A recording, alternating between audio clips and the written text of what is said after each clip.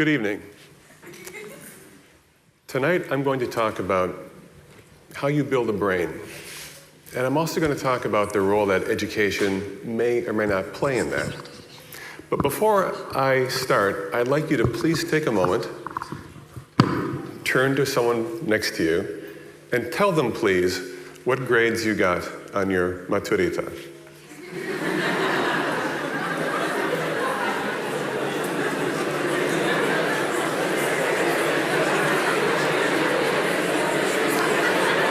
Okay, that has to be enough time. You have to have already finished it. Okay, now you can stop. Now I want you to stop. We're losing control of the audience. Okay. Now the reason I asked you to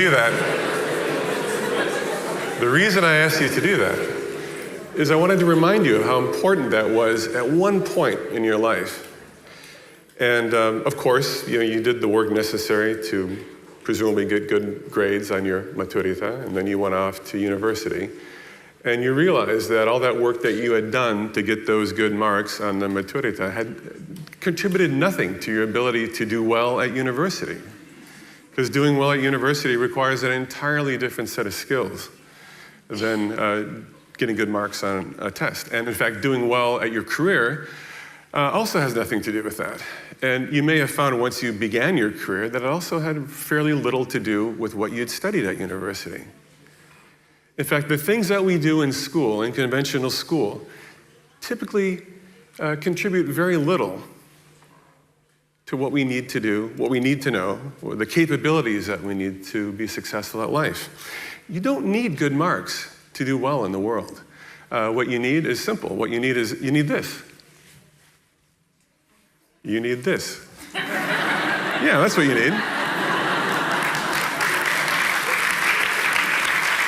Well, thank you. Good night. Yeah, thank you for that. Okay, no, yeah, this is what you need. You need to have a brain that works well. And so you're probably familiar with this kind of an image of the brain. Maybe you've seen an image like this one. Have you ever seen an image like this? Yeah, these are the connections within the brain, right? Okay, so let me show you another picture of the brain. What you're looking at here is actually how the brain matures over from early childhood until adulthood. And the part that's turning blue, that's brain that's maturing and it's becoming functional. And it is through the process of experiences in the environment, experiences in the real world, that the brain builds itself. In fact, you probably know, because you're a sophisticated audience, that brain development is experience dependent. You understand what I mean by that, experience dependent. Not all experiences contribute to the development of the brain. To begin to talk about the kinds of experiences that do help build the brain, I have to show you one more brain picture.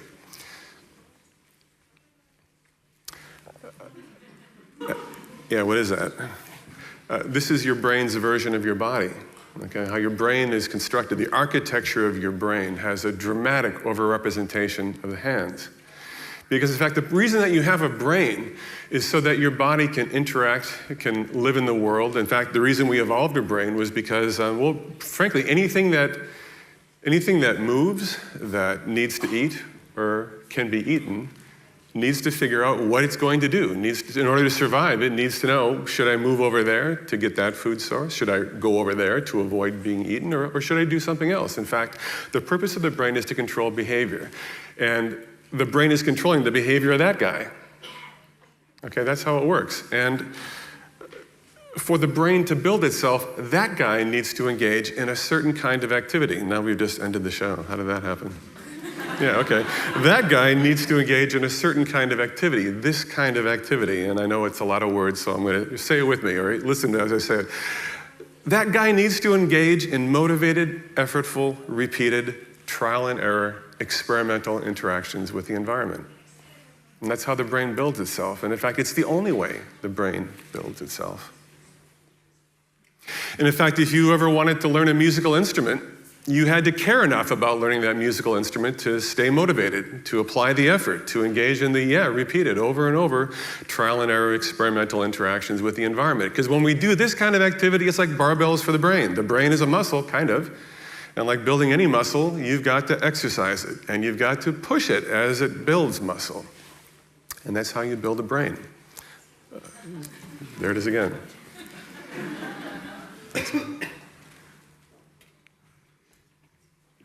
God help us. Yeah, okay. Okay, so that's what you have to do. You understand what I'm saying, right? Okay. Now, we understand that. I mean, TEDx audience is a sophisticated group of people. If you have children, you're thinking about the kinds of activities. You have an instinct for it. In fact, you're thinking about the kinds of activities that you can have your child do to help them engage in that kind of motivated, effortful, repeated trial and error experimental interaction with the environment. And so you do things like say, yeah, it's a good idea. Participate in the science fair if you do that kind of thing in the Czech Republic, or get involved in doing independent projects. You want them to find things that light them up. And maybe you'll sample different kinds of experiences and you'll say, yeah, my kid is into this kind of thing and we're helping him or her experience that kind of stuff.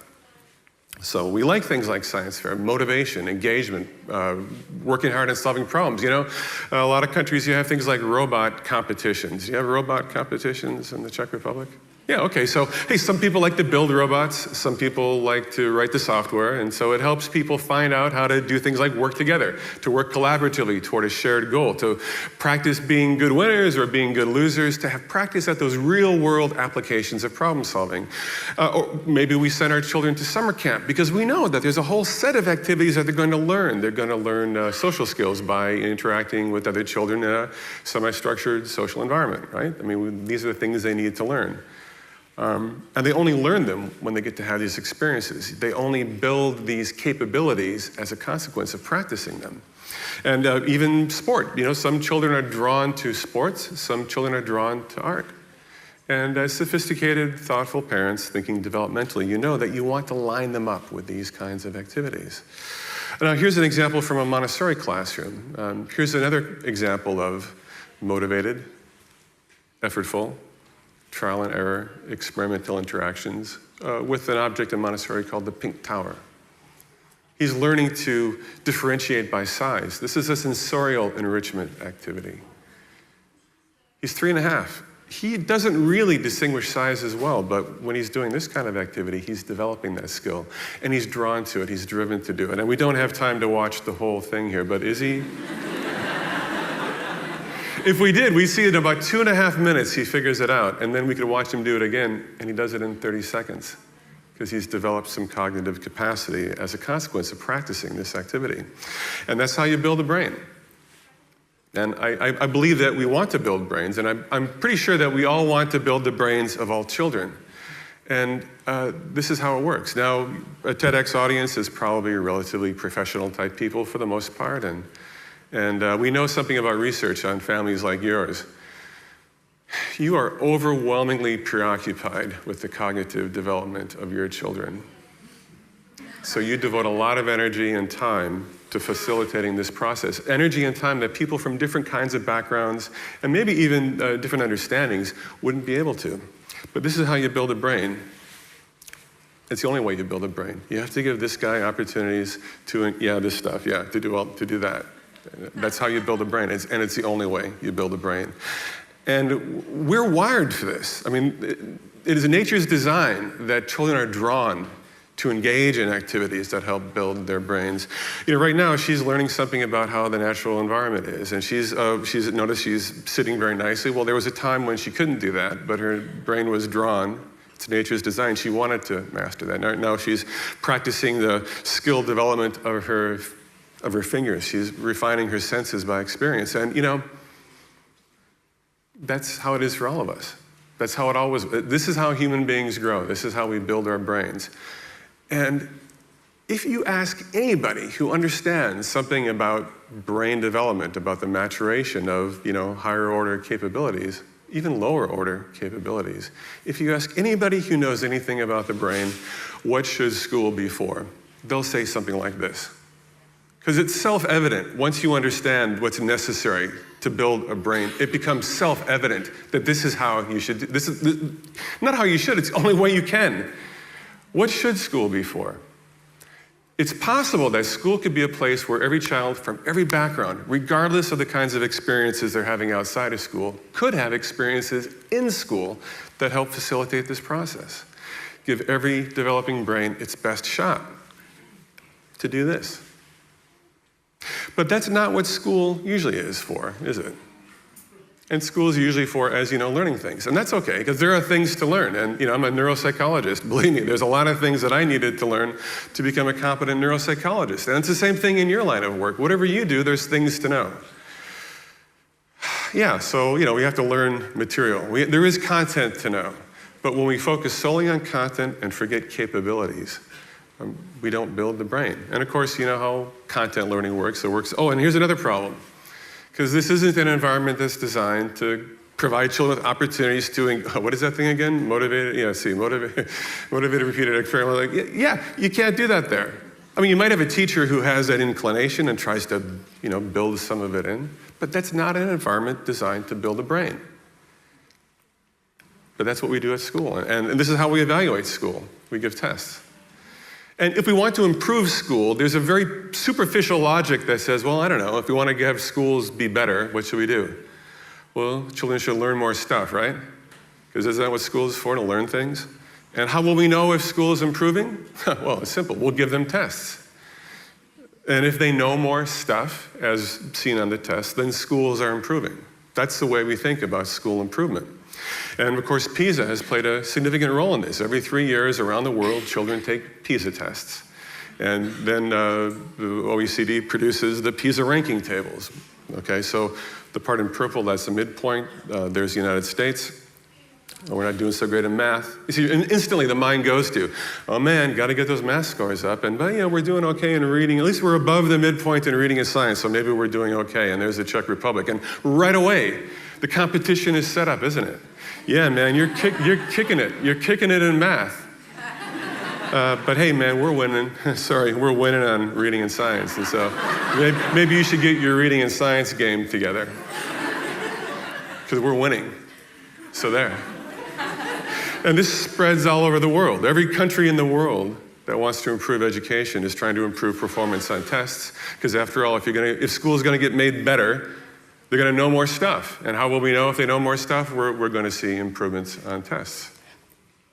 Now, Pasi Solberg, who is formerly with the Finnish Ministry of Education, former teacher, written widely about why Finnish education works so well, even though they don't chase the test scores. He's described this trend as the global education reform movement, and that spells germ. And if you're quick and you know English well, you know what that means. That's what germ is.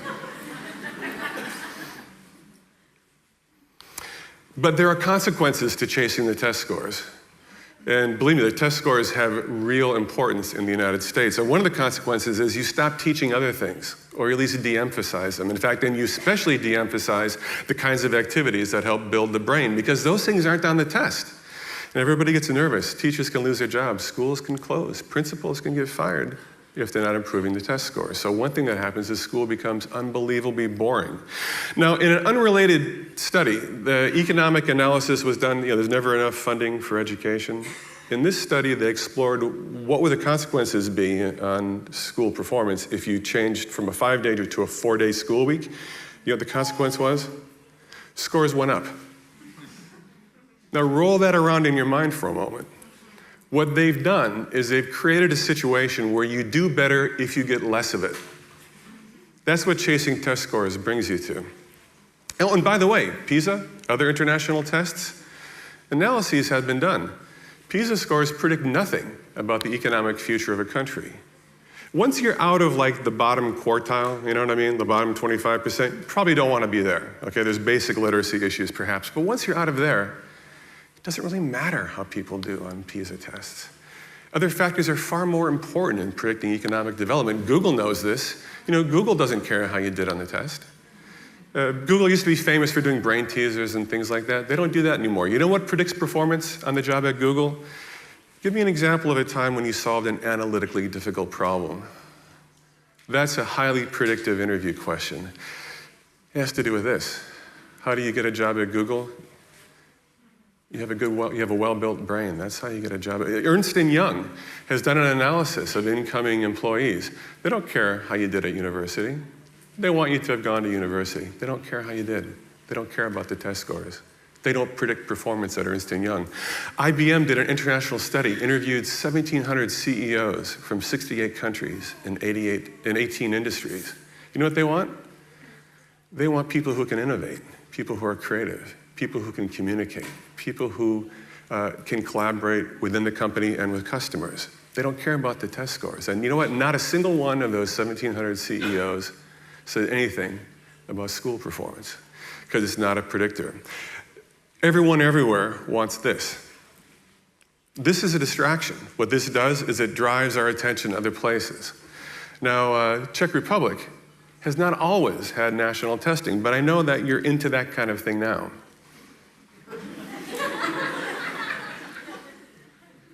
It's not going to improve things. It's going to distract you as a country from the kinds of things that really will have an impact. And this is, here we go, from 2013. This is a education analysis for the Czech Republic. One of the ways the Czech Republic in 2013 decided to improve school performance was to increase more assessment and evaluation in schools, because after all, school is about learning stuff, isn't it? And how do we know if they're learning more stuff? They'll do better on the tests. And so how do we know that they're getting better? Well, we have to give more tests. So that's the fundamental dilemma of the modern age. Is it going to be, God help us. Is it going to be building better brains, or is it going to be participating in germ? That's the dilemma of education in the modern age. Thank you.